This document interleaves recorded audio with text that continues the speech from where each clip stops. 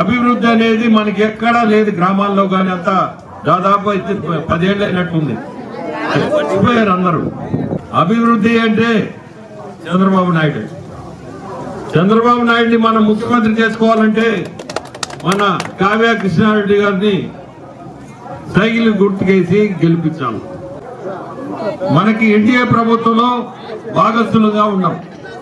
ఈ కూటమిలో ఈరోజు బీజేపీ, జనసేన, మనం టీడీపీ ముగ్గురు ఉన్నాం. కాబట్టి ఆర్థికంగా ఉండే పరిస్థితులు ఈరోజు ఢిల్లీ మనకి సపోర్ట్ ఉంటుంది.